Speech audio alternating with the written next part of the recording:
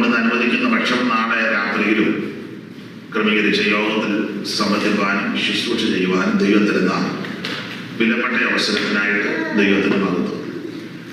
അമേരിക്കയിലെ ചില സ്ഥലങ്ങളിലെ കൺവെൻഷനും മറ്റ് ശുശ്രൂഷകൾക്കായിട്ട് ക്ഷണിച്ചു. അതുകൊണ്ട് ഈ പ്രാവശ്യം വരുവാൻ ഇടയായി.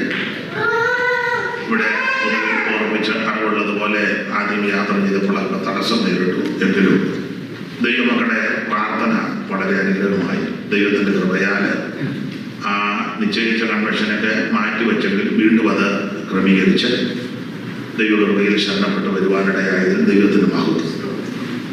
എല്ലാ പ്രിയപ്പെട്ടവരെയും ദൈവം അനുഗ്രഹിക്കട്ടെ. ഇവിടുത്തെ കൺവെൻഷനും നാട്ടിലെ കൺവെൻഷനുമായിട്ട് വ്യത്യാസമുണ്ട്. നാട്ടിലെ കൺവെൻഷൻ ഞാൻ ചെല്ലുന്ന സമയത്ത് ബന്ധുക്കോസുകാരെക്കാളും കൂടുതൽ സമുദായക്കാർ വയ്ക്കും. മാർത്തോമ, CSI, അതുപോലെ ഹൈന്ദവ സ്നേഹിതന്മാർ. മിക്കയിടങ്ങളിലും എന്നെ വിളിക്കരുതെന്ന് ബന്ധുക്കോസിലെ പാസ്റ്റർമാരും വിശ്വാസികളും പറയുമ്പോൾ ഹിന്ദുക്കളും മറ്റ് സമുദായത്തിലും പറയും പുള്ളിയെ വിളിക്കാതെ ഞങ്ങളോട് വരാൻ. അങ്ങനെ ഗതികൾ ബന്ധുക്കോസുകാര് പലരും, എല്ലാവരും അല്ല, പലരും പറയും വിളിക്കേണ്ട, ക്ഷണിക്കണ്ട, അങ്ങനെ കമ്മിറ്റിക്കാർ പറയും. അപ്പൊ അങ്ങനെ വിളിക്കാതെ ഞങ്ങളും കൂടെ വരാം. അപ്പൊ അത് ഒഴിച്ചുകൂടാൻ പറ്റുക, അതുകൊണ്ട് വിളിക്കാം. പല യോഗത്തിന് ചെല്ലുമ്പോഴും ചന്ദനക്കുറിയൊക്കെ തൊട്ടാൽ ധാരാളം പേര് വന്നിരിക്കും. മുസ്ലിം സഹോദരന്മാരുണ്ട്. അത് കാണുമ്പോൾ എനിക്ക് വലിയ സന്തോഷം. എനിക്ക് തന്ന കൃപയ്ക്കനുസരിച്ച് സുവിശേഷം പറയുവാനും ദൈവം. പിന്നെ നമ്മുടെ ഇടയിൽ ഇനി അധികം പറഞ്ഞിട്ട് കാര്യമുണ്ടോന്നും ഇല്ലാതില്ലെങ്കിലും താല്പര്യമുള്ള ദൈവമക്കളുണ്ട്. ഇന്ന് രാത്രി ഇത്രയും പേര് വന്നത് നിങ്ങൾക്ക് താല്പര്യമുള്ളതുകൊണ്ട് ദൈവം നിങ്ങളെ അനുഗ്രഹിക്കട്ടെ. തന്നെയുമല്ല, എനിക്ക് വലിയ സന്തോഷം. നാട്ടിലൊക്കെ യാത്ര ചെയ്യുമ്പോൾ ഇതര മതസ്ഥരായ ധാരാളം ആൾക്കാർ വരും. വന്ന് കൈ തരികയും ഞങ്ങൾ എന്നും കേൾക്കുമെന്ന് പറയും. അപ്പം നിന്റെ അപ്പത്തെ വെള്ളത്തിന്മേലെറിയ ഏറിയ നാൾ കഴിഞ്ഞ് തന്നെയുമല്ല, മറ്റുള്ളവരിത് കേൾക്കുന്നത് നമുക്ക് സന്തോഷം. നമ്മുടെ ആൾക്കാർ കേട്ടച്ച് മാർക്കിട്ടച്ച് പോവുക. ഇതിൽ നല്ലത് മറ്റേതായിരുന്നു, മറ്റേതിൽ നല്ലത് ഇതാണ്. തലേ ദിവസം കഴിഞ്ഞ പ്രാവശ്യം വന്ന പുള്ളി പോയിന്റ് നന്നായിട്ട് പറഞ്ഞു. ഈ പുള്ളി പോയിന്റ് അധികം പറഞ്ഞില്ല. നല്ല സകല പോയിന്റും പഠിച്ചാൽ നമ്മൾ ഇരിക്കുന്നത്. അപ്പം എനിക്ക് സന്തോഷം, മറ്റുള്ളവരിത് കേൾക്കും. ധാരാളം അനുഭവങ്ങളുണ്ട്. അപ്പം ഞങ്ങൾക്ക് അവിടെ തിരുവല്ലയിൽ ഒരു ചെറിയ സഭയുണ്ട്. വിശ്വാസം വന്നിട്ടുണ്ട്, ഉപനാട്ടാച്ചാൻ വന്നിട്ടുണ്ട്. ഇനി നാട്ടിൽ വരുമ്പോൾ നിങ്ങളും വരണമെന്ന് ക്ഷണിക്കുക. അപ്പോൾ അവിടെ കൂട്ടായ്മയിൽ ലൈവ് ചെയ്യാറുണ്ട്. അപ്പം അത് മറ്റുള്ള അനേകർ കേൾക്കും. എന്നെ അനേകർ വിളിച്ചിട്ടുണ്ട്. ആ ശുശ്രൂഷ രക്ഷിക്കപ്പെട്ടു. ഒത്തിരി പേര് രക്ഷിക്കപ്പെട്ടു. ചിലരവിടെ വന്ന് സ്നാനപ്പെട്ടു. ചിലര് സ്നാനപ്പെടാനായിട്ട് എന്നെ ക്ഷണിച്ച് അവിടെ പോയി സ്നാനപ്പെടുത്തി. അത് പെന്തിക്കോസിലുള്ളവരല്ല, മറ്റുള്ളവർ. അപ്പൊ അതൊക്കെ വളരെ അനുഗ്രഹമാണ്. ഒരു വ്യക്തിയെങ്കിലും ദൈവകൃപയില് വരുന്നത് വലിയ സന്തോഷമാണ്. ഒരിക്കൽ ഞാൻ യാത്ര ചെയ്ത് വന്നപ്പോൾ ഒരു വണ്ടി നിർത്തി. ഒരു കാപ്പി കുടിക്കാനായിട്ട് ഞങ്ങൾ റോഡ് സൈഡിൽ. അപ്പം വേറൊരു വണ്ടി വന്ന് നിർത്തി. ലൈവ് ഉള്ളതുകൊണ്ട് ഇതൊന്നും പറയാൻ നോക്കില്ല. എന്നാലും പിന്നെ കൊടുക്കുകയല്ലേ, അതിനായി ലൈവ്.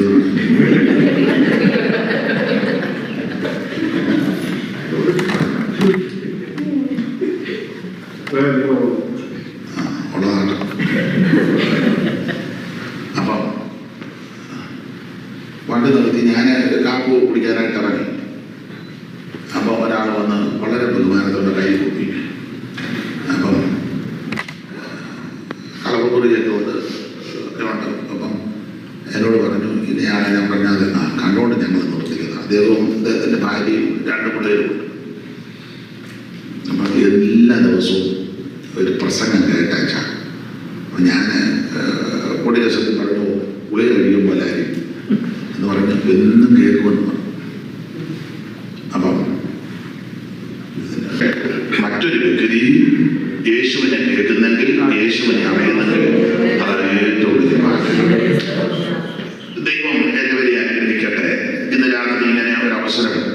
അനുഗ്രഹിച്ചതിൽ ദൈവത്തിന് മഹത്വം. നിങ്ങളെല്ലാവരെയും ദൈവം അനുഗ്രഹിക്കട്ടെ. നിങ്ങൾ പ്രാർത്ഥിക്കുന്നുണ്ടെന്നറിയാം. വീണ്ടും നിങ്ങളുടെ പ്രാർത്ഥന അപേക്ഷിക്കും. തിരുവള്ളിലെ അഞ്ചാന് അതുപോലെ തന്നെ ജാതകയിൽ കണ്ടു. എല്ലാവരെയും ദൈവം അനുഗ്രഹിക്കട്ടെ. ഞാനുമായിട്ട് വളരെ അടുപ്പമായി എടുത്ത് പറയണ്ടല്ലോ. എല്ലാ പ്രിയപ്പെട്ടവരെയും ദൈവം സഹായിക്കട്ടെ. ഇന്നലെ സന്ധ്യയിൽ ലളിതമായ ഒരു ചിന്ത എല്ലാവർക്കും അറിവുള്ള ഭാഗ്യമായി 20-ാം സങ്കീർത്തനം 4-ാം വാക്യമാണ്. നിന്റെ ഹൃദയത്തിലെ ആഗ്രഹം അവൻ നിനക്ക് നൽകണം. ഇന്ന് രാത്രി ഇവിടെ മൂടപ്പെട്ടിരിക്കുന്ന എല്ലാവരുടെ ഹൃദയത്തിൽ ആഗ്രഹങ്ങളുണ്ട്. ആഗ്രഹമില്ലാത്ത ആരും ഇന്ന് രാത്രി പെടുകയില്ല. എന്തെങ്കിലുമൊക്കെ ആഗ്രഹമുണ്ട്. അപ്പോൾ നമ്മുടെ നല്ല ആഗ്രഹങ്ങളെ എല്ലാം നിവർത്തിക്കുന്ന ഒരു ദൈവമാണ്. എല്ലാ ആഗ്രഹങ്ങളുമല്ല, നല്ല ആഗ്രഹങ്ങളെ നിറവേറ്റി തരുന്ന ഒരു ദൈവം നമുക്ക് വേണ്ടി സ്വർഗത്തിലുണ്ട്. 20-ാം സങ്കീർത്തനം 4-ാം വാക്യമാണ് വായിച്ചത്. ഇവിടെ ഉണ്ടോ എന്ന് അറിയത്തില്ല. നാട്ടിലൊക്കെ പുതിയ ഉപദേശക്കാര് എല്ലാം പുതിയ ഉപദേശങ്ങളാണ്. ഉപദേശക്കാര് പറഞ്ഞ സങ്കീർത്തനം ഒന്ന് പ്രസംഗിക്കരുതാണ്, വായിക്കരുത്, പ്രസംഗിക്കരുത്. നമ്മുടെ ഒരു ശ്രേഷ്ഠനായ ദൈവദാസനെ ഒരു സഭയിൽ ചെന്നപ്പോൾ അവിടുത്തെ കാശും ചുറ്റുപാടുമുള്ള രക്ഷായനും ഭാഷ കൂടെ അങ്ങനെ ആണല്ലോ മിക്കടുത്ത് ഇരിക്കുന്നത്. ചില പിടിപ്പും ഒക്കെ ഉള്ള പുള്ളി ഭാഷ കൂടായിരിക്കും ഇരിക്കുന്നത്. കുടിരിക്കല്ലേ പുള്ളി പറയാൻ പറ്റാ സഭ നിങ്ങൾ മിണ്ടുന്നില്ല. അങ്ങനെ പോകുന്നത് മിക്കടുത്തും അങ്ങനെ. അപ്പൊ ഇതേപോലെ പിടിക്കുന്നുണ്ട്. അപ്പൊ ഈ ഗസ്റ്റായിട്ട് ഇരുന്ന ദൈവദാസൻ പ്രസംഗിക്കുന്നതിന് മുമ്പ് ഈ സഭയിലെ മെയിൻ അച്ചായനെ ചോദിച്ചു, എന്തോ പ്രസംഗിക്കുന്നത്? അദ്ദേഹം വളരെ യോഗ്യമായിട്ട് ഞാൻ പറഞ്ഞാലും മുൻമാറ്റി ഭാഷയ്ക്ക് അറിയാം. ഞാൻ യോഗം കഴിഞ്ഞ് പറയാം. രണ്ടുപേരെ അറിയാം. ചോദിച്ച പുള്ളിയെ പറഞ്ഞ പുള്ളിയെ അറിയാം. അപ്പോൾ എനിക്ക് തോന്നുന്നു ഇച്ചിരി ബന്ധമുണ്ടെന്ന് തോന്നുന്നു. പിന്നെ പറയാം. അപ്പോൾ ചോദിച്ചപ്പോൾ പറഞ്ഞു, ഇനി ഞാൻ സങ്കീർത്തനത്തിൽ നാം പ്രസംഗിക്കുന്നു. അപ്പൊ ഈ സഭയിൽ ഞാൻ പറഞ്ഞു സങ്കീർത്തനം ഒന്നുകൂടെ പറയണ്ട. അപ്പൊ ചോദിച്ചാൽ അത് കൂടുതൽ ദാവീദ് പാപം ചെയ്ത കാര്യമില്ല, ദാവീദിന്റെ കാര്യമാകുന്നു ഇവിടെ പറയണ്ട. അപ്പൊ ഈ ചെന്നപുള്ളി ചോദിച്ചു, പിന്നെ എന്തുവാ ഇവിടെ പറയണ്ടേ? അപ്പൊ അദ്ദേഹം പറഞ്ഞു, ഇവിടെ സുവിശേഷം പറഞ്ഞാൽ മതി. ഇവിടെ സുവിശേഷം. ഈ കടുവായെ പിടിച്ച് കിടുവായി എന്ന് പറഞ്ഞ പോലെ ചെന്ന പുള്ളിയും വിടുകന. പുള്ളി അപ്പം അദ്ദേഹത്തോട് ചോദിച്ചു, ആട്ടെ സുവിശേഷം പറയാം. ഒരു കാര്യം, സുവിശേഷം എന്നാലല്ല. സുവിശേഷം എന്നാൽ എന്ത്? അല്ല, നിങ്ങൾ പറഞ്ഞു ഉറക്കെ പറഞ്ഞു. ദാവീദിന്റെ സന്തതിയായി ജനിച്ച്. അപ്പൊ തുടക്കം എങ്ങനെ? പിന്നെ ഇത് പറയരുതെന്ന് പറഞ്ഞു. അപ്പൊ മറ്റേപ്പോഴും പറഞ്ഞു, പറഞ്ഞോളാം പറഞ്ഞു. ഞാൻ ഈ വേദപുസ്തകം മുഴുവൻ വായിച്ചു. നിങ്ങൾ വായിച്ചോളാം. ഏതാണ്ട് 1040 പ്രാവശ്യം ദാവീദിന്റെ പേര് പറഞ്ഞിട്ടുണ്ട് വേദപുസ്തകത്തിൽ. 1040 പ്രാവശ്യം. ഞാൻ എണ്ണിയപ്പം, ഇനി നിങ്ങൾ എണ്ണിയാൽ കുറച്ചുകൂടെ കൂടും, കുറയത്തില്ല, കൂടും. അപ്പോൾ 1040 പ്രാവശ്യം ദാവീദ് എന്ന പേര് വേദപുസ്തകത്തിലുണ്ട്. കൊള്ളുകയല്ലാത്ത ആളുടെ പേരെത്ര പറയുന്നു. എന്തുകൊണ്ടാണ് പരിശുദ്ധാത്മാവ് കൂടെ കൊണ്ട് ഇത് രേഖപ്പെടുത്തിയിരിക്കുന്നത്? അതിൽ പുതിയ നിയമത്തിൽ ഏതാണ്ട് 127 പ്രാവശ്യം ദാവീദിന്റെ പേരുണ്ട്. പുതിയ നിയമത്തിൽ മാത്രം 127. നിങ്ങളെ പഠിപ്പിക്കുമൊന്നും വേണ്ട, നിങ്ങൾക്ക് നന്നായിട്ട് അറിയാം. പുതിയ നിയമം ആരംഭിക്കുന്നത് തന്നെ ദാവീദിന്റെ പേര് പറഞ്ഞോണ്ടാണ്. മത്തായി 1:1 റോസമാമ എഴുതി വായിച്ചു. ഒന്നുകൂടെ വായിച്ചു റോസമാമ. എടുക്കുന്നവർ പെട്ടെന്ന് ഭയങ്കര റോസമാമ എടുത്തിട്ട് വായിച്ചു. മത്തായി 1:1 അബ്രഹാമിന്റെ പുത്രനായി ദാവീദിന്റെ പുത്രനായി യേശുക്രിസ്തുവിന്റെ മതി. അപ്പോൾ പുതിയ നിയമം ആരംഭിക്കുന്നത് തന്നെ ദാവീദിന്റെ പേര് പറഞ്ഞ അല്ല. പുതിയ നിയമം നമുക്കറിയാം 27 പുസ്തകം ഒടുവിലെത്തുന്നത് വെളിപ്പാട് പുസ്തകമാണ്. 22 അധ്യായം. ആ വെളിപ്പാട് പുസ്തകം അവസാനിക്കുന്നത് ദാവീദിന്റെ പേര് പരാമർശിച്ചാൽ 22-16 വായിച്ചു. 14 വെളിപ്പാട് 22-14. 16 വായിച്ചു. 16 യേശു എന്ന ഞാൻ സഭകൾക്ക് വേണ്ടി നിങ്ങളോട് ഇത് സാക്ഷീകരിക്കുവാൻ എന്റെ ദൂതനെ അയച്ചു. ഞാൻ ദാവീദിന്റെ പേര് മതി. അപ്പൊ ശ്രദ്ധിച്ചു,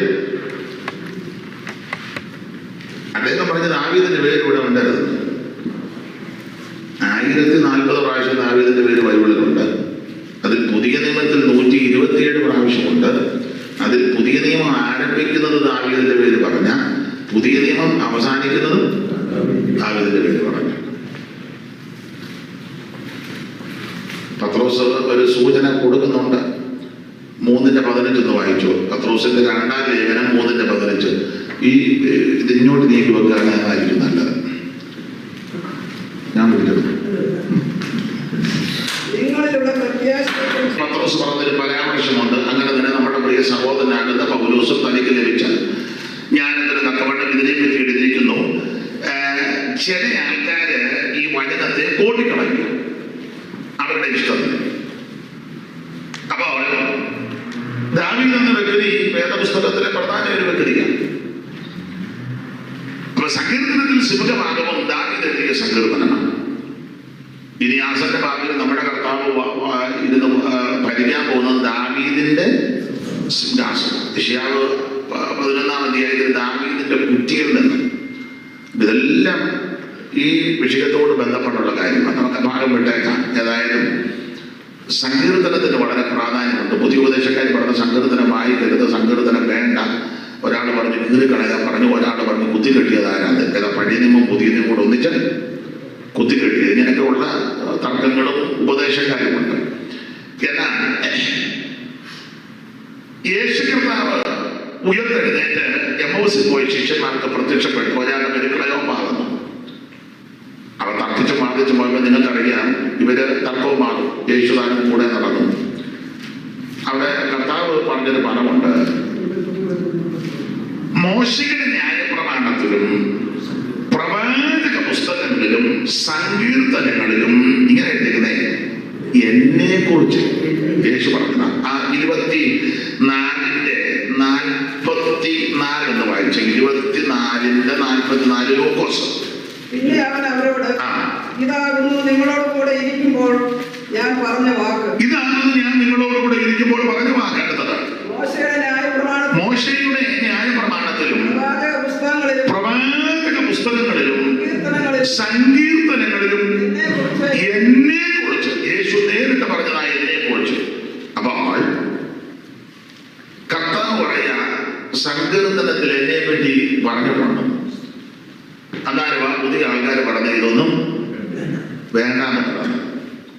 അതെ, നമുക്ക് ഭാഗമൊന്നും വിട്ടേക്കാം. നിങ്ങൾ എന്നേക്കാൾ അറിവുള്ളവരാകുമ്പോൾ നിങ്ങൾക്ക് തന്നെ അത് ചിന്തിക്കാനുള്ള കഴിവുണ്ടല്ലോ. യേശു കർത്താവ് നേരിട്ട് പറഞ്ഞു സങ്കീർത്തനത്തിൽ എന്നെ പറ്റി എഴുതിയിട്ടുണ്ട്.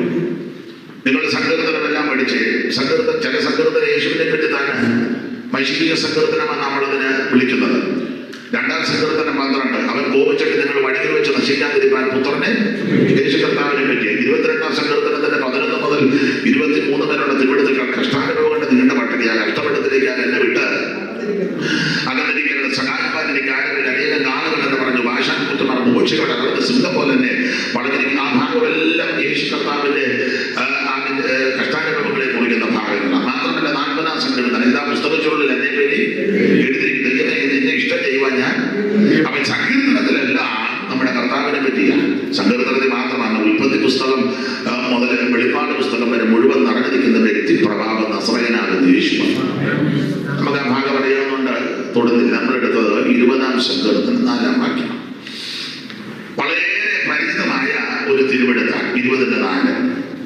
നിന്റെ ഹൃദയത്തിലെ ആഗ്രഹം അവൻ നിനക്ക് നൽകണം. ഹൃദയത്തിലെ ആഗ്രഹം നൽകുന്ന ഒരു ദൈവം. ഈ വൈദ്യവേളയിൽ ഇരിക്കുന്ന ഞാൻ ഓർപ്പിച്ചാൽ എല്ലാവർക്കും ഹൃദയത്തിൽ ഓരോ ആഗ്രഹങ്ങളും ഒന്നല്ല പലതും. കുടുംബത്തിന്റെ വിഷയമാണെങ്കിലും കുഞ്ഞുങ്ങളുടെ വിഷയമാണെങ്കിലും ശുശ്രൂഷയുടെ കാര്യമാണെങ്കിലും ഭാവി സംബന്ധമായ കാര്യം, അതിലെല്ലാവർക്കും ഹൃദയത്തിൽ ഒത്തിരി ആഗ്രഹമുണ്ട്. നമ്മുടെ ആഗ്രഹങ്ങളെ വിശേഷിച്ച് നല്ല ആഗ്രഹങ്ങളെ നിറവേറ്റി തരുന്ന ഒരു ദൈവമുണ്ട്. ദൈവത്തിന് മഹത്വം. ഈ വിഷയം ഞാൻ സംസാരിക്കുമ്പോൾ ഇതിന്റെ 2 ഭാഗം. ഏത് കാര്യത്തിന് 2 വശമുണ്ടല്ലോ. ഒരു നാണയത്തിന് 2 വശമുള്ളതുപോലെ 2 വശം.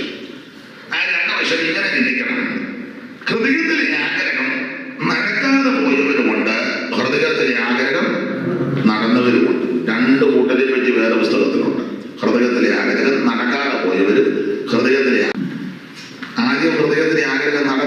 ചിന്തിച്ച് പിന്നെ യോഗം തീരുന്ന സമയത്ത് നടക്കാതെ പോയാൽ പിന്നെ അത് ചിന്തിച്ചോണ്ട് പോകും.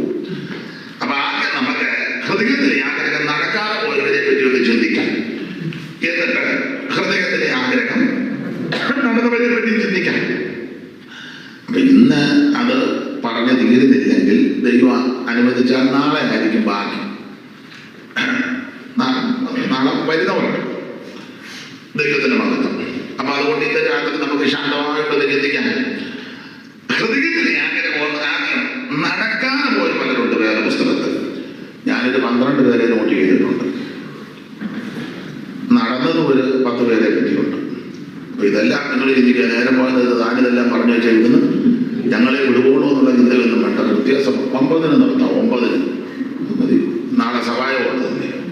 അപ്പൊ ഇന്ന് 9-ന്, ബാക്കി നാളെ ഇച്ചിരി നേരത്തെ ഞാൻ വരാം. ഇന്നിപ്പം വന്നതിൻ്റെ ഒരു ചെറിയ ക്ഷീണമൊക്കെ ഉണ്ടായിരുന്നു.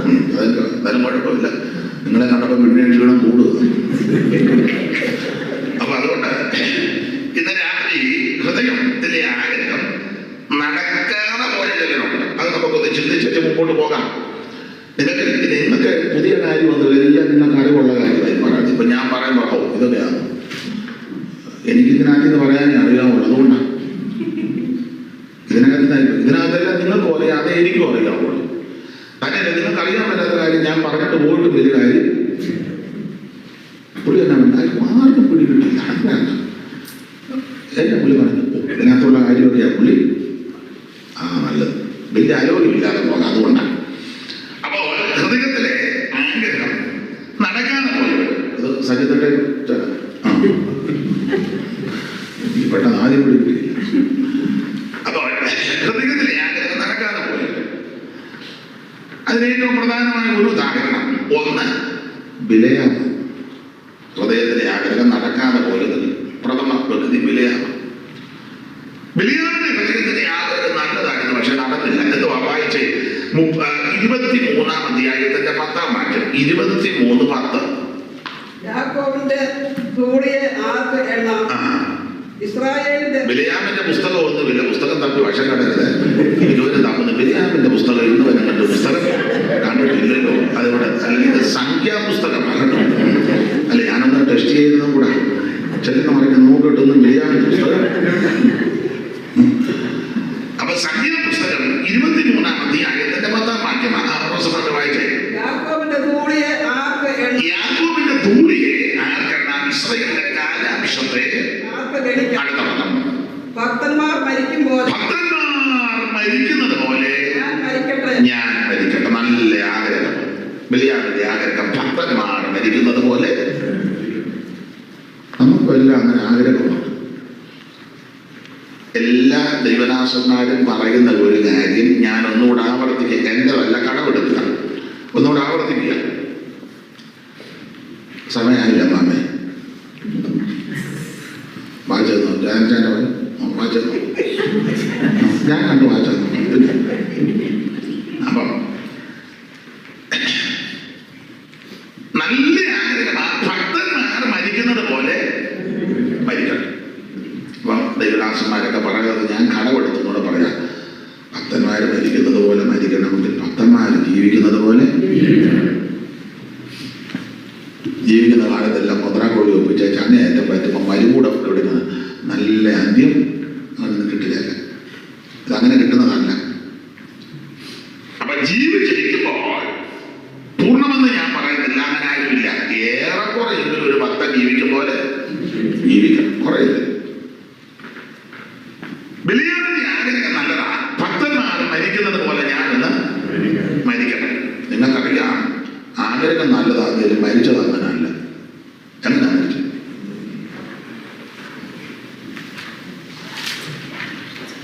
രണ്ട് വാക്യം വായിക്കണം. എല്ലാ അറിവുള്ള വാക്യമാണ്. സംഖ്യാപുസ്തകം 31-ാം അധ്യായത്തിന്റെ 8-ാമത്തെ വാക്യവും യോശുവയുടെ പുസ്തകം 13-ാം അധ്യായത്തിന്റെ 22-ാമത്തെ വാക്യവും. നിഗതന്മാരുടെ കൂട്ടത്തിൽ അവർ മിദ്യാന്യ രാജാക്കന്മാരായ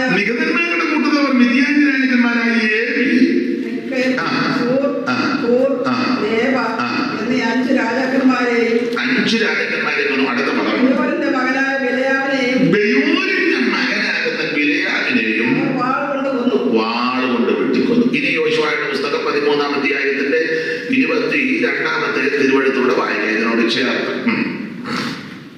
ഇസ്രായേൽ മക്കൾ കൊന്നവരുടെ കൂട്ടത്തിൽ ബയോരിന്റെ മകനായ ബിലെയാം എന്ന പ്രശ്നക്കാരനെയും വാൾകൊണ്ട് കൊന്നു. അപ്പൊ ശ്രദ്ധിക്കുക, സംഖ്യാപുസ്തകം 23:10 അദ്ദേഹം പ്രാർത്ഥിച്ചു, ആഗ്രഹം ഇതാ ഭക്തന്മാരിരിക്കുന്നത് പോലെ മരിക്കണം. പക്ഷെ ആഗ്രഹം നടന്നില്ല. ശത്രുക്കൾ ഇവനെ വാളുകൊണ്ട് വെട്ടിക്കൊന്നു. ആഗ്രഹം നല്ല ആഗ്രഹമാണ്, നടന്നില്ല. സങ്കീർത്തനം 24 നിന്റെ ഹൃദയത്തിലെ ആഗ്രഹം നൽകട്ടെന്ന. പക്ഷെ ഇവിടെ നടന്നില്ല, ആഗ്രഹം സാധിക്കാതെ. നമുക്കറിയാം, വേദപുസ്തകം പഠിക്കുമ്പോൾ ഭക്തന്മാരും മരിച്ചതിനെ പറ്റി പുസ്തകത്തിലുണ്ട്. നല്ല മരണം. ഈ ദാവീദിന്റെ കാര്യം തന്നെ എടുത്തേ, ഒരു നല്ല മരണമായിരുന്നു. എല്ലാ ഭാഗത്തേക്കും ഞാൻ പോകുന്നില്ല. 1-2 വാക്യം അല്ലെ റോസമാമ ഉള്ളതുകൊണ്ട് വലിയ ആശ്വാസമായിരുന്നു. ദൈവത്തിന്റെ മഹത്വം. നാളെ ഈ ഭക്തന്മാര് മരിക്കും. ദാവീദിന്റെ മരണം നല്ല മരണമാണ്. എല്ലാ വാക്യവും എടുപ്പിക്കുന്നില്ല, തെളിവിന്റെ 2-3 വാക്യം. ആ മരണസമയം എങ്ങനെയായിരുന്നു? രാജാക്കന്മാരുടെ 1-ാം പുസ്തകം 1-ാം അധ്യായത്തിന്റെ 1-ാമത്തെ വാക്യത്തിന്റെ മൊത്തം വായിക്കരുത്, ആദ്യത്തെ 1-2 പദങ്ങൾ. അല്ലല്ല, രാജാക്കന്മാരുടെ 1-ാം പുസ്തകം 1-ാം അധ്യായത്തിന്റെ 1-ാമത്തെ വാക്യം മുതൽ മതി. അപ്പോ 2 പദമാണ്. ദാവീദ് രാജാവ് വയസ്സ് എന്ന് വൃദ്ധനാക്കി. വയസ്സില്ല എന്ന് പറഞ്ഞാൽ നമ്മൾ ഓർക്കുന്ന അങ്ങേയറ്റം പറ്റി വടിയും കുത്തി പോവുക എന്നല്ല. 60 കഴിഞ്ഞാൽ വയസ്സിന്റെ പട്ടിക 60. ഇത് മുഴുവൻ പരുവക്കേടാണ്. പൗലോസ് ലേഖനത്തിൽ കൊടുത്തത് വയസ്സനായ എനിക്കെന്ന. അപ്പൊ പൗലോസ് അപ്പൊ അതിനെപ്പറ്റി വേദപഠിതാക്കൾ കണക്കുമൊക്കെ പറഞ്ഞ് എന്നാലും 60 വയസ്സ് കഴിഞ്ഞു. അപ്പൊ 60 വയസ്സുള്ള താൻ തന്നെ സംബോധന ചെയ്യുന്നത്. അപ്പം ശ്രദ്ധിക്കണം, 60 കഴിഞ്ഞ വയസ്സനായി. നമ്മൾ പിന്നെ കറക്റ്റ് അഡ്ജസ്റ്റും ഒക്കെ ചെയ്ത് ഇങ്ങനെ ഇരിക്കുക. അത് ഇപ്പൊ മാറ്റണ്ട, അങ്ങനെ ഇരിക്കുക. എന്നാലും 60 കഴിഞ്ഞ വയസ്സന്മാരുടെ പട്ടിക. അപ്പൊ ദാവീദിനെ പറ്റി വായിക്കുകയാണ്. ഈ ഭക്തൻ മരിക്കുന്നതാണ്. ദാവീദ് വയസ്സ് എന്ന് വൃദ്ധനായി. അപ്പോൾ പ്രായമായി ചിലത് പ്രായമായെന്ന് അംഗീകരിക്കുകയല്ല. അല്ല, അങ്ങനത്തെ മനസ്സ് നല്ലതാണെന്നാണ്. വയസ്സിൽ വൃദ്ധനായി. എല്ലാ വാക്കും പഠിപ്പിക്കുന്നില്ല. ഇനി രാജാക്കന്മാരുടെ ആ 1-ാം പുസ്തകം തന്നെ 2-ാം അധ്യായത്തിന്റെ 1-ാമത്തെ വാക്യം ഒന്ന് വായിച്ചേ. മരണകാലം അടുത്തു വന്നു. മതി, എല്ലാം വായിക്കണ്ട. അപ്പൊ 1-ാം അധ്യായത്തിൽ വയസ്സ് എന്ന് വൃദ്ധനായി. 2-ാം അധ്യായത്തിൽ വന്നപ്പോൾ ദാവീദിന് മരണകാലം അടുത്തു. ഈ മരണസമയമൊക്കെ അടുത്ത് വരുമ്പം നമുക്കറിയാം. കൃത്യം ഡേറ്റും ടൈമും ഒന്നും എല്ലാവർക്കും അറിയത്തില്ലെങ്കിലും എൻ്റെ ഭാഷ കേട്ടോ, മരണത്തിൻ്റെ മണമടിക്കും. ശരിക്കും മണമടിക്കും. നാട്ടിൽ ഇവിടുത്തെ ഒക്കത്തില്ല. നാട്ടിലെ രീതി വെച്ച് പറയാം. അങ്ങേ വീട്ടില് എന്തെങ്കിലും അടുക്കളയിൽ പാചകം ചെയ്യുമ്പോൾ ഇങ്ങേ വീട്ടില് നമുക്കറിയാം ഇന്നതാ അവിടെ എന്ന് പറയുന്ന പോലെ മരണത്തിന്റെ മണമടിക്കും. മണം മാത്രമാണ്, ലക്ഷണമുണ്ട്. സഭാപ്രസംഗി മാത്രമുണ്ട്. അത് വായിക്കണ്ടറിയ ബദാം വൃക്ഷം അത് മണമടിക്കുന്നതിന്റെ ലക്ഷണമാണ്. നമ്മളിപ്പോൾ അതെല്ലാം മൂക്കാത്തതൊന്നും അറിയത്തില്ല. എന്നാലും 1-2 മാസം കൂടി ഇത് മുഖ്യമായി അറിയാം. ലക്ഷണമാണ്. കയറ്റത്തെ പേടിക്കും. വഴിയിൽ ഭീതിയുള്ളതായിട്ട് തോന്നും. അരയ്ക്കുന്നവർ ചുരുക്കമാകിയ ഒറ്റക്കടിക്ക് അരിയുണ്ട പൊട്ടിച്ച് ആൾക്കാരൊക്കെ ആയിരിക്കുന്നത്. ഇപ്പം വേണമെങ്കിൽ പറയും മിക്സിക്കകത്തൊന്ന് അടിച്ച്. അപ്പൊ ഇതെല്ലാം അതിന്റെ ലക്ഷണങ്ങളാണ്. ഞാൻ ആ ഭാഗത്തേക്ക് പോകുന്നില്ല. അപ്പൊ ഈ മരണകാലം അടുത്തു വരും. നമുക്കറിയാം മരണകാലം അടുക്കുന്നു. ചിലരെ കടന്നു പോകുമ്പോൾ അതിൽ പുള്ളിക്ക് അറിയാമായിരുന്നു പോവുക. അതാ പുള്ളിയുടെ ഓരോ കാര്യവും അങ്ങനെ. ഞങ്ങളുടെ ചെന്നിത്തലയിൽ ഒരു പായിക്കാട്ട് ജോണിച്ചാനുണ്ടായിരുന്നു. ജോണിച്ചാനിരിക്കൽ സഭായത്തിലുണ്ട്. എല്ലാ സഭായത്തിനും ചൊല്ലും, സംസാരിക്കത്തില്ല. സഭായം ഒരു സഭായത്തിന് ഇപ്പം മാസ്റ്ററോട് പറഞ്ഞു, ഇന്നെനിക്ക് 10 മിനിറ്റ് തരണം. അപ്പൊ പതിവില്ലാതെ ജോണിച്ചാൻ പറഞ്ഞു, മാസ്റ്റർ പറഞ്ഞെടുത്ത് 10 മിനിറ്റ് എടുക്കാൻ പറഞ്ഞു.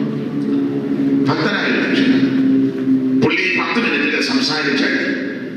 അപ്പം പല കാര്യം പറഞ്ഞു കൂട്ടത്തിൽ കൊണ്ട് പറഞ്ഞു എൻ്റെ മരണസമയം എടുത്തു. പുള്ളി അങ്ങ് ആത്മാവ് പറഞ്ഞു, എനിക്ക് കുടിയെല്ലാം ക്രമീകരിച്ച് വെച്ചിട്ടുണ്ട്, ഞാൻ മരിക്കാൻ പോവാം, നിങ്ങൾ കർത്താവിന് വേണ്ടി പ്രവർത്തിക്കണം, സഭയ്ക്കകത്ത് അഭിപ്രായ വ്യത്യാസമൊന്നും ഉണ്ടാകരുത്, ഒറ്റക്കെട്ടായിട്ട് നിൽക്കണം, ആത്മാക്കളിൽ ഇറങ്ങണം, സഭ വളരണം, ആത്മാക്കൾ വിടുവിക്കപ്പെടണം എന്നൊക്കെ എല്ലാം നന്നായിട്ട് പ്രസംഗിച്ചേച്ച് പുള്ളി എൻ്റെ സമയം എടുത്തു, നിങ്ങൾ പ്രാർത്ഥിച്ചോണം പറഞ്ഞേച്ച് കസേരയിലോട്ട് ഇരുന്ന് മരിച്ചു.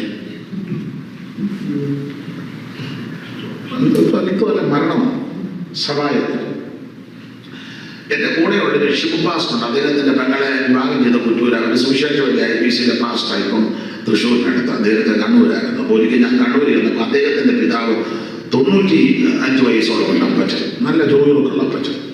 അപ്പോൾ അമ്മച്ചി ക്ഷീണിതയായിട്ട് കിടക്കുക, അപ്പച്ചൻ നല്ല ഉത്സാഹത്തോടാണ്. അപ്പോൾ ഇടയ്ക്കിടയ്ക്ക് പുള്ളി പോയി തിരിച്ചു വരുന്ന മൊബൈൽ കാണിച്ചു വരുന്നത് ഞാൻ കേൾക്കുമെന്ന് പ്രസംഗം. അങ്ങനെ അവരുടെ കൂടെ ശുശ്രൂഷയൊക്കെ ചെയ്ത് ഞാൻ പിറ്റേന്ന് പോന്നു. ഒരാഴ്ച കഴിഞ്ഞപ്പോൾ ഈ അപ്പച്ചൻ മരിച്ചു.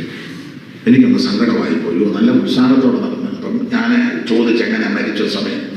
അപ്പോൾ പറഞ്ഞത് മക്കൾ 2 പേര് സുവിശേഷമില്ലേ, 2 പിള്ളേര്. അപ്പോൾ തലേ ദിവസം അപ്പനും മക്കളും എല്ലാം കൂടെ വർത്തമാനം പറഞ്ഞ് ഭക്ഷണം കഴിച്ചപ്പോൾ അപ്പച്ചൻ മൂത്ത മോനോട് പറഞ്ഞു, മോനെ ഞാൻ മരിക്കാറായി, ഒരു പെട്ടിയെല്ലാം ശരിയാക്കണം, ചില കാശും കൈ വെച്ചോണം. എൻ്റെ പിള്ളേര് പറഞ്ഞ അപ്പച്ചൻ തമാശ പറയാം, നല്ല കാര്യമാണ്. പ്രാർത്ഥിച്ച് രാത്രി വിശ്രമിച്ച് രാവിലെ എഴുന്നേറ്റ് നെടുകലികളെല്ലാം കഴിഞ്ഞ് രാവിലെ അപ്പനും മക്കളും കൂടെ ഇഡലി സമ്മതി കഴിക്കുക. വിശ്വാസങ്ങളെല്ലാം ഉണ്ടായിക്കൊണ്ട് കൊടുത്തു. അപ്പം ഇഡലി കഴിച്ചുകൊണ്ടിരുന്നപ്പം മരുമകൾ വീണ്ടും വന്ന് അപ്പച്ചൻ ഒരു ഇഡലി കൂടെ തരട്ടെ. ഉടനെ അപ്പച്ചൻ പറഞ്ഞു, എന്നിട്ട് പറഞ്ഞു, മോളെ ഉച്ചയ്ക്ക് എനിക്ക് ഊണ് വേണ്ടെന്ന് പറഞ്ഞു. ആരെന്നാ ഉച്ചയ്ക്ക് മേളില്ലാന്ന് പറഞ്ഞു. ഉടനെ മോള് പറഞ്ഞു, ചുമ്മാ ആവശ്യമില്ലാന്ന് പറയാം. അപ്പച്ചൻ എപ്പോഴും ഇങ്ങനെ ഇല്ല, മോളെ ഉച്ചയ്ക്ക് മേളിലാവും ഊണ്. അത് കഴിഞ്ഞ് ഭക്ഷണമെല്ലാം കഴിഞ്ഞ് മോൻ വെളിയിലോട്ട് പോയി, മോള് അടുക്കള ഉച്ചയ്ക്ക് എല്ലാം റെഡിയാക്കി. അപ്പച്ചൻ പോയി കൂടിയെല്ലാം കഴിഞ്ഞ് ഡ്രസ്സും ഒക്കെ ധരിച്ചു കട്ടിലേ വന്നിരുന്നു പാടുപാടി പ്രാർത്ഥിച്ചു കട്ടിലോട്ട് കിടന്നു. 12:30 മുമ്പ് മരിച്ചു. ഉച്ചയ്ക്കൊക്കെ കഴിച്ചു. നമ്മൾ ഉച്ചയ്ക്ക് വേണ്ടെന്ന് പറഞ്ഞാൽ ഉച്ചക്കത്തെ കഴിക്കും, വൈകിട്ടത്തെ കഴിക്കും, 4 മണിക്കത്തെ കാപ്പി കുടിക്കും, പിന്നെ വേറെ എത്ര കഴിച്ചാലും പോകുകയില്ല. പിന്നെ പാസ്റ്റർമാരൊക്കെ ചെല്ലുമ്പോൾ നാട്ടിൽ ഇവിടുത്തെ അറിയത്തിന് നാട്ടിലൊക്കെ പറയാം, പാസ്റ്റർ ദൈവഗതത്തിനായിട്ട് എന്ത് ചെയ്താൽ പോകുകയല്ല. അതിന് അപ്പച്ചൻ ഉച്ചയ്ക്ക് വേണ്ടെന്ന് പറഞ്ഞ് ഉച്ചയ്ക്ക് വേണ്ടായിരുന്നു, അവരും കഴിച്ചില്ല, കഴിക്കാനൊത്തില്ല. അപ്പൊ അങ്ങനെയുള്ള ധാരാളം ഭക്തന്മാരുണ്ട്, നമുക്കറിയാത്ത ഒത്തിരി പേരുണ്ട്. നല്ല മരണം. ഈ ഭക്തന്മാർ മരിക്കുന്നത് പോലെ ഞാൻ മരിക്കട്ടെ ആഗ്രഹം നടന്നില്ല.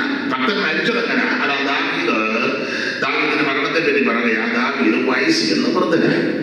അടുത്തതായിട്ട് വായിച്ചത് ദാവീദിന്റെ മരണകാലം അടുത്ത് വന്നപ്പോൾ ആ പ്രയോഗം വന്നത്. ഇനി ശമൂവേലിന്റെ 2-ാം പുസ്തകം 23-ന്റെ 1 വായിക്കണം. എല്ലാം നമുക്ക് അറിവുള്ള വാക്യമാണ്.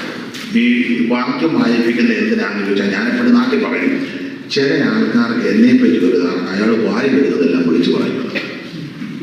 അയാൾക്ക് ബോധവും വിളിക്കില്ല. ഈ വായി വരുന്നത് എന്തൊക്കെയാണെന്ന് അറിയാനായി വായിപ്പിക്കുന്നത്.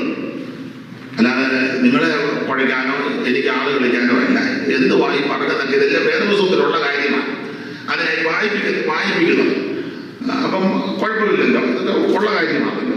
അല്ലെങ്കിൽ നിങ്ങളിൽ ചിലർ പറയാം, ഏതാണ്ടെല്ലാം പുള്ളി പറഞ്ഞേച്ച് അത് വരരുത്, അതിനായി വായിപ്പിക്കുന്നത്. ഇനി ശമൂവേലിന്റെ 2-ാം പുസ്തകം 23-ന്റെ 1. ദാവീദിന്റെ അന്ത്യവാക്യങ്ങളാകുന്നു. മതി. അപ്പോൾ ഭക്തന്മാർ മരിക്കുന്നത് എങ്ങനെയാ? വയസ്സ് ചെന്നു, വൃദ്ധനായി, മരണകാലം അടുത്തു വന്നു. മരണകാലം അടുത്തു വന്നപ്പോൾ എന്റെ ഭാഷയാണ് ആവശ്യമില്ലാത്തതെല്ലാം പറഞ്ഞതല്ല, അനാവശ്യം പറഞ്ഞേച്ച് ചാട്ടന്നല്ല. നമ്മുടെ നാട്ടിലൊക്കെ ഉണ്ട്, ഇവിടുത്തെ അറിയത്തില്ല, നാട്ടിലൊക്കെ പ്രായമായി അങ്ങേയറ്റം പറ്റുമ്പോൾ എല്ലാം ആവശ്യമില്ലാത്ത പറയുക. അപ്പൊ പ്രായമുള്ളവരെല്ലാം ആവശ്യമില്ലാത്തതല്ല. എന്റെ മോനെ പാസ് ഇരുതിയെ കുളിച്ച് പ്രായമായി വരുമ്പോഴേ ആവശ്യമില്ലാത്തതല്ലേ ഇപ്പൊ ഓരോരുത്തർ. നിങ്ങൾക്കൊന്നും അറിയാൻ പറയുക. ഉടനെ നമ്മൾ പറയാം, അപ്പൊ ചില സോഡിയം കുറഞ്ഞില്ല. സോഡിയം എല്ലാവർക്കും ഇപ്പൊ അപ്പൊ സോഡിയം കുറയില്ല. അങ്ങനെ പറയുന്നത് പുള്ളിക്ക് പോലും ദാവീദിന് സോഡിയം കുറഞ്ഞില്ല. തെളിവ് തരാം. അടുത്ത എന്തോ ആദ്യ വാക്യം എന്താ പറഞ്ഞത്? യിശ്ശായി പുത്രൻ ദാവീദ് ചൊല്ലുന്നു. ഇശ്ശായിയുടെ പുത്രൻ. അപ്പം വെളിവുണ്ടേ, ഞാൻ ഇശ്ശായിയുടെ മോനാന്നുള്ള വെളിവുണ്ടേ, മരിക്കാറായി. പിന്നെ ഔന്നത്യം പ്രാപിച്ച പുരുഷൻ അതിന് നല്ലത് ഔന്നത്യം പ്രാപിച്ച പുരുഷനായി അല്ല ചെയ്തത്. പിന്നെ യാക്കോബിൻ ദൈവത്താൽ അഭിഷക്തൻ. ഞാൻ അഭിഷിക്തനാ, അഭിഷേകമൊന്നും പോയിട്ടില്ല. അന്ന് പകർന്ന അഭിഷേകം ഇപ്പോഴും ഉണ്ട്. തൈലക്കൊമ്പനെ തൈലമാ എന്റെ ശിരസിൽ ഒഴിച്ചത്. സഹോദരന്മാർ നോക്കി ഇപ്പോഴും അഭിഷേകമുണ്ട്. അടുത്തത് ഇസ്രായേലിൽ മധുരനായകൻ. അതൊന്നൊരു പ്രയോഗമാണ്. അടുത്തത് യഹോവയുടെ ആത്മാവ് എന്നിൽ സംസാരിക്കും. മരിക്കാറായ സമയത്തും ആത്മാവിൽ തന്നെ ഇങ്ങനെ ഭക്തന്മാർ വരികയില്ല. അല്ലാതെ കൊച്ചിലെ അഭിഷേകം പ്രാപിച്ച് ഇടയ്ക്ക് വെച്ച് നിന്നുപോയി പൊടി വന്നപ്പോൾ ദുരാത്മാവ് കയറി. ഇപ്പൊ എന്തുവാ പറയുന്നത്? പുള്ളിക്കും വെളിവില്ല. നിങ്ങളെല്ലാം പിന്നെ കുറിച്ച് നോക്കുന്നു. ആണെന്നല്ല മരിച്ചത്. മരിക്കാറായ സമയത്തും ആത്മാവില്ല. എന്ത് നല്ല അന്ത്യമാണ്. വയസ്സിരുന്നു, വൃദ്ധനായി, മരണകാലം അടുത്തു, അന്ത്യവാക്യം പറഞ്ഞു, ആത്മാവിൽ പറഞ്ഞു. എന്റെ പ്രിയരെ, ഞാൻ നിങ്ങൾ എപ്പോഴാണ് കടന്നു പോകുന്നത് അറിയുന്നില്ല. പക്ഷേ നമ്മുടെ ആരംഭത്തേക്കാൾ അവസാനം ഏറ്റവും നല്ലതായിരിക്കണം. പൗലോസിന്റെ ഭാഷയിൽ പറഞ്ഞാൽ ആത്മാവിൽ ആരംഭിച്ച് ജഡത്തിക്കൊണ്ട് അവസാനിപ്പിക്കരുത്. ദൈവകൃപയിൽ ആരംഭിച്ച് അവൻ ദൈവകൃപയിലാണ് തീർന്നു പോകരുത്. ഇവിടെ പേരും സ്ഥാനവും മാനവും കസേരയും അവനത് അങ്ങാടിയും അങ്ങനവും പള്ളിയും മുഖ്യാസനവും ആൾക്കാർ റെബുനിന്നൊന്നും വിളിച്ചില്ലെങ്കിലും നോട്ടീസിൽ പേരൊന്നും വന്നില്ലെങ്കിലും എപ്പോഴും ഒന്നും ഇതുപോലെ ഫോട്ടോ നമ്മുടെ ഒന്നും വന്നില്ലെങ്കിലും ഒരു കാര്യം പറയാം, മരിക്കുന്ന സമയത്ത് ആത്മാവിന്റെ നിയോഗം ഉണ്ടായിരുന്നു. മരണസമയം ഏറ്റവും നന്നായിരിക്കണം.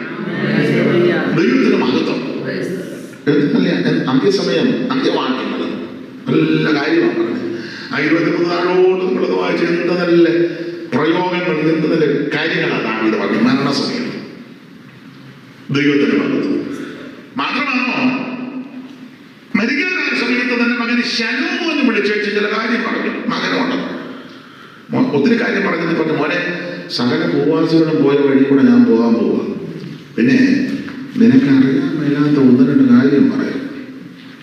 നിനക്കറിയാൻ മേലാത്ത അതിന് പ്രധാനമായ 3 കാര്യം പറഞ്ഞു. ഒത്തിരി ഉണ്ട്, അതിൽ 3 കാര്യം. 1, യോവാവിനെ സൂക്ഷിച്ചോണം. പെങ്ങടെ മോന എങ്കിലും അവൻ വലിയ സൂത്രബുദ്ധിക്കാരാണ്. പെങ്ങടെ മോന 2 പെങ്ങന്മാരാണ്.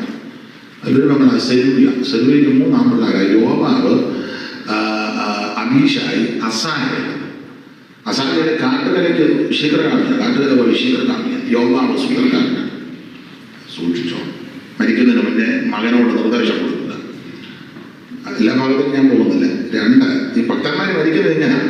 2, ഈ ഗേരയുടെ മകൻ ശിവയുണ്ടല്ലോ, അതിനൊന്ന് സൂക്ഷിച്ചോണം. അതിനെ ചെറിയ പാരയാണ്, നമുക്ക് ചെറുതായിട്ടൊന്ന് സൂക്ഷിച്ചോണം. അവൻ പണ്ടന്നെ ഞാൻ കയ്യോ എല്ലാം മാറ്റി വരുന്നതാണ്. ഞാൻ യോർദാൻ കടവ് കടന്നപ്പോൾ നിരപ്പ് പ്രാപിച്ചു. എന്നാലും അവൻ അത്ര ശരിയാവും. 21 അവൻ ഇരിക്കുന്നെങ്കിലും ആള് ശരിയല്ല. ചില ആളോടാണ് ഇങ്ങനെ സമാധി ഇരിക്കുമ്പോൾ ഇരിക്കുന്ന ആൾക്കാരുണ്ട്. സ്വഭാവത്തിന് ഒരു മാറ്റവും. മിക്ക സഭയിലും മാസത്തിൽ 3 ദിവസം ഉപവാസ പ്രാർത്ഥന. സ്വഭാവത്തിനൊന്നും 7 നമുക്കന്ന് എന്തെല്ലാം പ്രവർത്തനങ്ങൾ. ഈ പ്രവർത്തനം ധാരാളമായിട്ട് നടക്കുന്നെങ്കിലും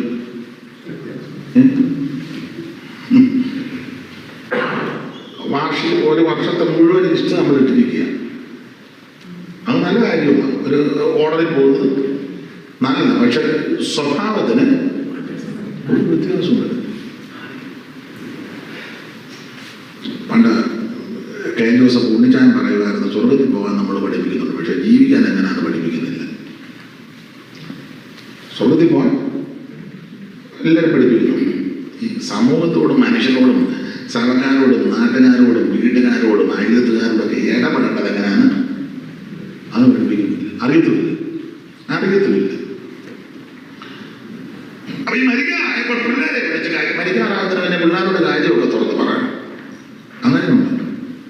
ശലോമോനെ വിളിച്ച കാര്യം പറഞ്ഞു. എന്നിട്ട് പ്രധാനപ്പെട്ട ഒരു കാര്യം പറഞ്ഞു, പിന്നെ അങ്ങനെ പെർസിനായുടെ പിള്ളേരോട് ദയ ചെയ്തോ.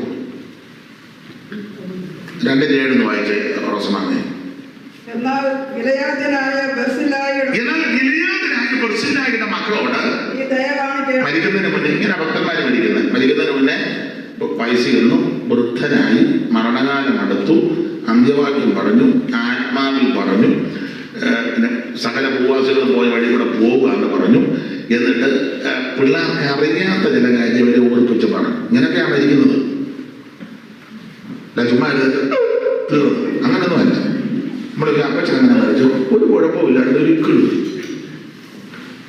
അപ്പച്ചൻ എന്നാ പറഞ്ഞു? ഒന്നും പറഞ്ഞില്ല. വസ്തു വീടും ആരുടെ ഒരു പിടുത്തവും ഇല്ല. അപ്പച്ചൻ ആർക്കെങ്കിലും കൊടുക്കാനുണ്ടോ? അറിയത്തില്ല. പണ്ടൊരു അപ്പച്ചൻ മരിക്കുന്ന സമയത്ത് പ്രായമായപ്പോൾ അപ്പച്ചൻ പറഞ്ഞു, പിള്ളേരെ വിളിച്ചു, ഇടാ ജോലിക്കുട്ടി 600 രൂപ തരാനുണ്ടോ? തങ്കച്ചന് 400 രൂപ തരാനുണ്ട്. പിന്നെ അപ്പുറത്തെ പാപ്പച്ചന് 5000 രൂപ കൊടുത്തും പറഞ്ഞു. അച്ഛൻ നല്ല ഓർമ്മയാണല്ലോ, നല്ല ഓർമ്മയാണ്. അതെല്ലാം പൂച്ച വെക്കുക, എല്ലാം തരാനാണ്. ഇതെല്ലാം കഴിഞ്ഞ് അപ്പച്ചൻ പറഞ്ഞു, അപ്പുറത്തെ ആ വേവിച്ചാൽ ഞാൻ ഒരു 50,000 രൂപ കൊണ്ട് കൊടുത്തും പറഞ്ഞു. അച്ഛൻ ഒട്ടും ഓർമ്മയില്ല. അച്ഛൻ ഇപ്പം നിങ്ങൾക്ക് മനസ്സിലായി കാണുമല്ലോ. നമ്മൾ അത്ര മോശമൊന്നുമില്ല. ദാവീദിന് നല്ല ഓർമ്മയാണ്. അപ്പൊ പിള്ളേരെ വിളിച്ച് കാര്യമില്ല. ശകരമ്മനോട് പറഞ്ഞു, പോലെ ഗിലെയാദിനായ ബർസില്ലായിയുടെ മക്കളോട് നീ ദയ കാണിക്കണം. കാരണം അവർ നിന്റെ മേശയിങ്കൽ ഭക്ഷണം കഴിക്കുന്നവരുടെ അവരെല്ലാവരും നിന്റെ മേശയിക്കുന്നത് ഭക്ഷണം കഴിക്കുന്നവരുടെ കൂട്ടത്തിൽ ഇരിക്കുകയാണ്. അടുത്ത വാക്യം, നിന്റെ സഹോദരനാകുന്ന അബ്ശാലോമിന്റെ മുമ്പിൽ നിന്ന് പണ്ട് ഞാൻ ഓടിപ്പോകുമ്പോൾ അവരെനിക്ക് ഇതൊക്കെ തന്നവരാ. അവരോട് ദയ തോന്നണം, കരുണ തോന്നണം. മരിക്കുന്നതിന് മുന്നേ ഇതെല്ലാം ക്രമപ്പെടുത്തി. ഞാനൊരു കാര്യം പറയാം. നമ്മുടെ കഷ്ടകാലത്ത് ആരെങ്കിലും 10 രൂപയോ പച്ചവെള്ളമോ തന്നാൽ നന്ദി വേണം. ചിലപ്പോൾ എല്ലാവർക്കും തിരിച്ച് ചെയ്യാൻ ഒത്തില്ലെങ്കിലും അതിനൊരു നിങ്ങളിൽ അമേരിക്കയിൽ വരാൻ ഒരു വ്യക്തി കാര്യം ദൈവം കഴിഞ്ഞ മുഖാന്തരം മരണം വരെ കടപ്പാട് വേണം. ചിലപ്പോൾ ഇപ്പം ഉണ്ടാക്കും എല്ലാവരും അനിയനാണ് പറഞ്ഞത്. പുള്ളി കേരളത്തിൽ ഒറ്റ ചാട്ടത്തിന് ന്യൂയോർക്കിൽ എന്റെ കാര്യമല്ല. ചിലരുടെ ആ പാവ് ഇരിക്കുന്നുണ്ട്. ഞാൻ നിങ്ങളൊക്കെ ഇവിടെ വരാനൊരു മുഖാന്തരം ദൈവം കഴിഞ്ഞാൽ ഒരു മുഖാന്തരമില്ലേ?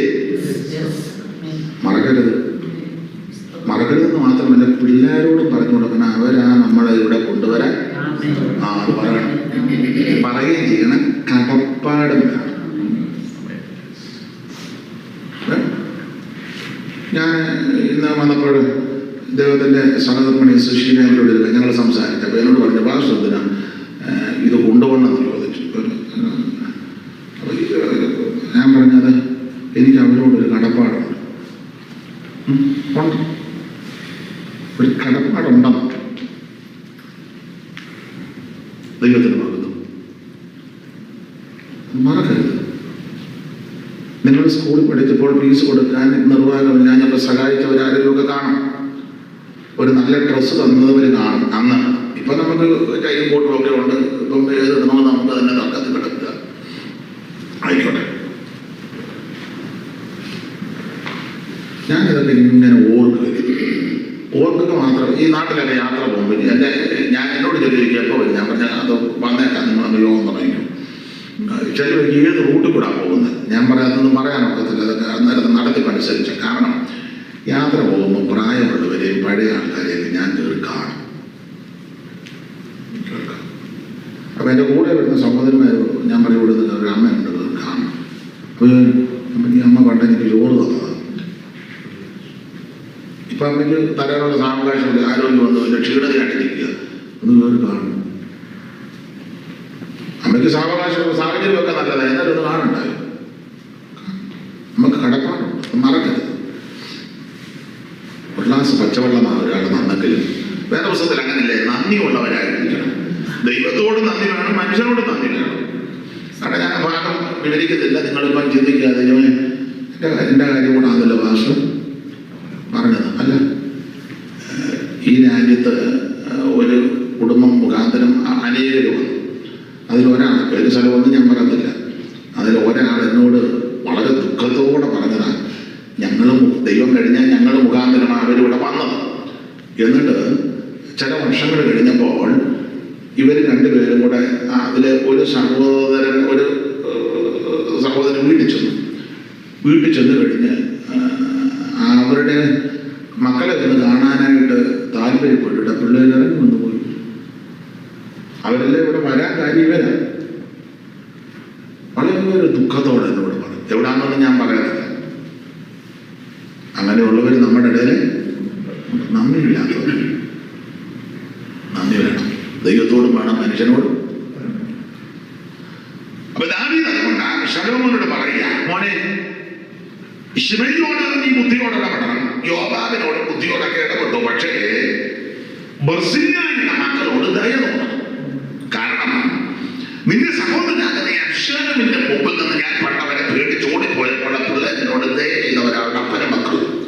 എന്തുവാ ചെയ്യുന്നത്? ഒരു വാക്യം വായിച്ചേ, നമുക്കറിവുള്ള വാക്യമായി ശമൂവേലിന്റെ 2-ാം പുസ്തകം 27-ാം അധ്യായത്തിൽ 17-ാം അധ്യായത്തിന്റെ 27-28. ശമൂവേലിന്റെ 2-ാം പുസ്തകം 17-ാം അധ്യായത്തിന്റെ 27-28 കണ്ണിയാണ്. ദാവീദ് മഹനയീമിലെത്തിയപ്പോൾ അമ്മോന്യരുടെ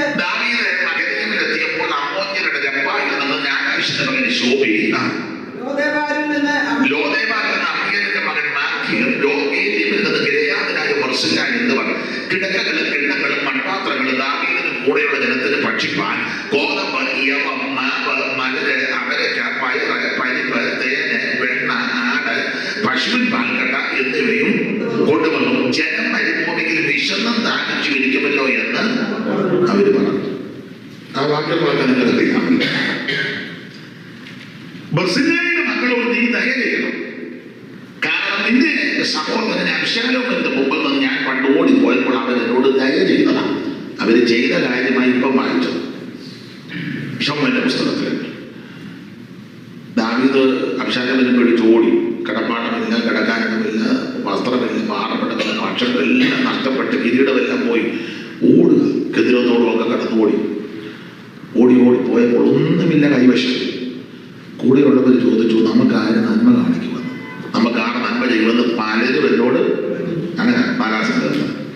അപ്പൊ ദാവീദ് പറഞ്ഞു, ദൈവം വഴിയൊരുക്കും, നിങ്ങൾ സമാധാനപ്പെടും, ദൈവം വഴിയൊരുക്കും, ദൈവം വിശ്വസ്തൻ.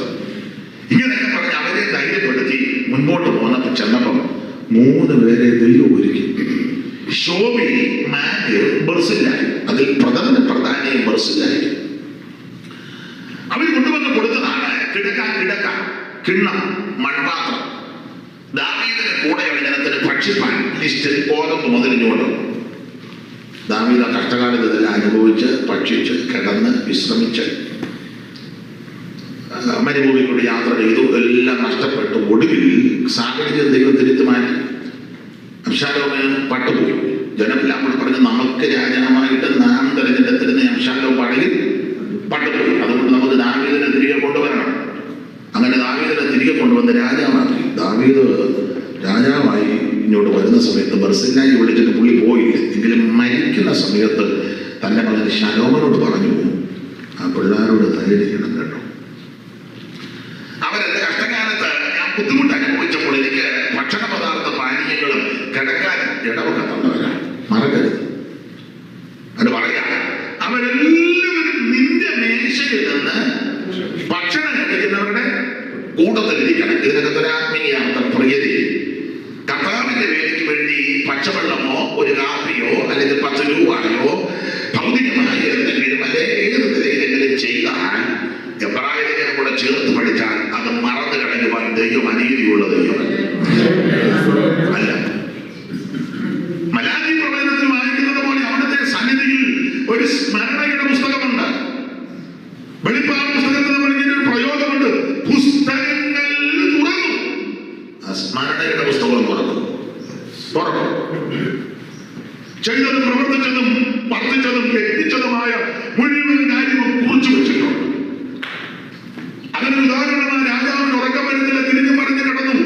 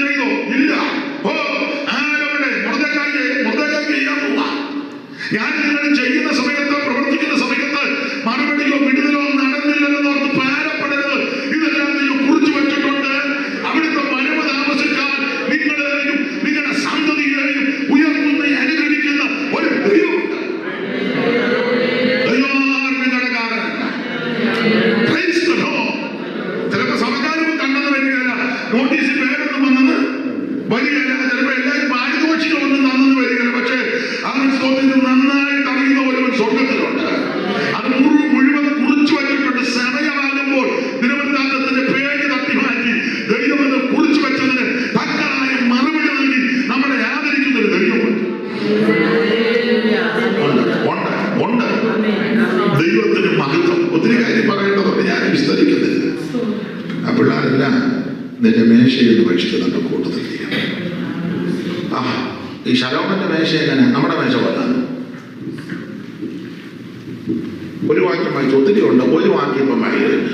രാജാക്കന്മാരുടെ 1-ാം പുസ്തകം 4-ാം അധ്യായത്തിന്റെ 22 വായിച്ചേ. അറിവുള്ള വാക്യമെങ്കിലും വായിച്ചു. നിത്യച്ചെലവ്. സലോമോന്റെ നിത്യച്ചെലവാണ് ഡെയിലി മേശയിൽ 30 പറ നേരിയ മാവ്. നേരിയ മാവ് എന്ന് പറഞ്ഞാൽ തരിയില്ല. ഒരിക്കൽ ഞാൻ ചോദിച്ചു, നേരിയ മാവ് ഒരു സഹോദരി പണി നേരിയ അതിനകത്ത് കൊണ്ടുവരുന്നു. ഞാൻ പിന്നെ അധികം ഒന്നും പറയാൻ പോയില്ല, കാരണം പറഞ്ഞിട്ട് കാര്യമില്ല. അപ്പോൾ തരിയില്ലാത്ത സഹോദരിമാർക്ക് പറഞ്ഞാൽ പെട്ടെന്ന് പിടികിട്ട് നാട്ടിലൊക്കെ പാലപ്പത്തിന്റെ മാവ് തരിയുന്നില്ല. അപ്പൊ നിത്യച്ചെലവ 30 പറ നേരിയ മാവ്. സാധാരണ മാവ് 60 പറ. അപ്പൊ 90 പറ മാവിന്റെ അപ്പം. നാട്ടിലൊക്കെ ഞാൻ പറയുന്നുണ്ട്, 1/2 കിലോ ആട്ട കൊണ്ട് 35 ചപ്പാത്തി ഉണ്ടാക്കുന്നത്. ചപ്പാത്തി എടുത്ത് നോക്കിയാൽ സഖ്യപർവ്വതം വരെ കാണാം. ഇത് 30 പറ നേരിയ മാവും 60 പറ ഡെയിലി ആണ് ഓർക്കണം. ഡെയിലി. അടുത്തത് മാൻ. നല്ല മാന്. അപ്പം മൂപ്പുള്ളത് മൂപ്പില്ലാത്തത് വാങ്ങാൻ അതിന്റെ അർത്ഥം. പ്രായമുള്ളവർക്ക് പ്രായമില്ലാത്തവർക്ക്. പിന്നെ മ്ലാവ്. നല്ല ഇറച്ചിയാണ് പ്ലാവിന്റെ. പിന്നെ പുഷ്ടി വരുത്തിയ വന്നതല്ല. പിന്നെ എനിക്കത് ഇപ്പോഴത്തെ കോഴിയാണ് തോന്നുന്നു. പുഷ്ടി വരുത്തി ബ്രോയിലർ കോഴി. അതാണ് വരുത്തിയതാണ്. വെള്ളക്കോഴി നാട്ടിലൊക്കെ ഉണ്ട്, വെള്ളക്കോഴി. അത് കഴിച്ച് പെന്തിക്കോസുമായിട്ട് യോഗത്തിന് വന്നാൽ കോഴി ഇരിക്കുമ്പോൾ ഒരെണ്ണം കൈ അടിക്കുക, പാട് കാട്ടല്ല. പിന്നെ തീരാത്തരത്തൊരു പോക്കുണ്ട്. അത് 3 കല്ലേരിയ പറയാൻ ഒടുവിൽ. ഇനിയിപ്പോ അനുഭവം വേണ്ട, തീരാൻ പോവാ. പുഷ്ടി മരുന്നിയ പക്ഷി. പിന്നെ ഇത് കൂടാതെ മെലിഞ്ഞതല്ല, നല്ല അടുപ്പിച്ചതല്ല 10 കാള. പിന്നെ മേച്ചപ്പുറത്തെ 20 കാളയും 100 ആട് ഡെയിലി. ശലോമോന്റെ മേശ നമ്മളെ ആടിനെന്നല്ലാതെ ആടിനെ ആകാം. അപ്പൊ ഇങ്ങനെയുള്ള ഭക്ഷണ പദാർത്ഥ പാനീയങ്ങളാണ് ശലോമോന്റെ മേശ. കേട്ടോ, വായിച്ചല്ലോ. ഇവരുടെ അപ്പൻ പണ്ട് കൊടുത്തത് ഗോതമ്പ്, യവവും മുന്തിരി, അങ്ങനെയുള്ള യവമ്, മലര്, അമരിക്ക, പയറ്, പരിപ്പ്, ഇങ്ങനെയുള്ള സാധനങ്ങളാണ് കൊടുത്തത്. പക്ഷെ അത് ദൈവം കുറിച്ച് വെച്ചു. ദാവീദ് കുറിച്ച് വെച്ച് വർഷങ്ങൾ കഴിഞ്ഞപ്പോൾ ആ തലമുറയ്ക്ക് കൊടുത്തത് അപ്പ കൊടുത്തത് പോലല്ല. ഒന്ന്, അപ്പൻ മരുഭൂമിയിലാണ് കൊടുത്തത്. ശലോമോൻ കൊട്ടാരത്തിലാണ് കൊടുക്കുന്നത്. 2, അപ്പൻ കൊണ്ട് കൊടുത്തത് അല്പസമയത്തേക്കാണ്. ശലോമോൻ കൊടുക്കുന്നത് നിത്യം കൊടുക്കാൻ പോകും. 3, അപ്പൻ അമരിക്കായും പയറും പരിപ്പും ഒക്കെയാണ് കൊണ്ട് കൊടുത്തത്. ശലോമോന്റെ തീന്മേശയിൽ ഇതൊന്നുമല്ല. ദൈവത്തിന് മഹത്വം. നാം കർത്താവിന്റെ വേലയ്ക്ക് എന്തെങ്കിലും ചെയ്താൽ, പ്രവർത്തിച്ചാൽ, അടുത്ത വരവ് താമസിച്ചാൽ നമ്മുടെ തലമുറയെയും ഇവിടെയും മാനിക്കും മാത്രമാണോ അന്ന് ചെല്ലുമ്പോൾ കോടികോടി വിശുദ്ധന്മാരിക്കുന്ന സദസ്സിൽ എന്നെയും നിങ്ങളെയും ആദരിക്കുന്ന ഒരു ദൈവമുണ്ട്. അന്ന് നമുക്ക് പുകഴ്ചയുണ്ടാകും, അന്ന് മാന്യതയുണ്ടാകും, അന്ന് വീണ്ടും നമ്മളെ ബഹുമാനിക്കുന്ന സുദിനമാണ്. കരമുയർത്തി ദൈവത്തെ സ്തുതിക്കുക. ആ ക്ലോക്കില് 9 മണിയായി. ഇന്ന് നിർത്തുക. ഞാൻ ഇതിന്റെ മുഖവര പറഞ്ഞതേ ഉള്ളൂ. ദൈവം അനുവദിച്ചാൽ നാളെ, ബാക്കി നാളെയാണ്. ഇന്ന് പോകുമ്പോഴായി. ചില ആൾക്കാർക്ക് എന്നെ പറ്റി ധാരണ അതുകൊണ്ട് അയാൾ ബോധവും വെളിവൊന്നും ഉള്ളവനല്ല. കൃത്യം 9 ഇന്നിപ്പം നിർത്തുക. ഇതൊരു മുഖവര പറഞ്ഞതേ ഉള്ളൂ. ദൈവം അനുവദിച്ചാൽ ഇതിന്റെ ബാക്കി നമുക്ക് നാളെ ചിന്തിക്കാം. കരമുയർത്തി ദൈവത്തെ സ്തുതിച്ചാണ്. നിങ്ങളുടെ വിലപ്പെട്ട പ്രാർത്ഥന ചോദിക്കുക. കർത്താവ് അനുവദിച്ചാൽ നമുക്ക് നാളെ കാണാം. ഒരിക്കൽ കൂടി ദൈവത്തെ സ്തുതിക്കാം. മണ്ണിൽ നിന്നകൻ സഹിച്ചവനെ തന്തിരു നാമത്തിനാൽ, മണ്ണിൽ നിന്നകൻ സഹിച്ചവനെ ഓതിരു സഞ്ചിതം ചേർക്കുന്ന കൈകളവരുടെ കണ്ണൂരിൽ കൂടെ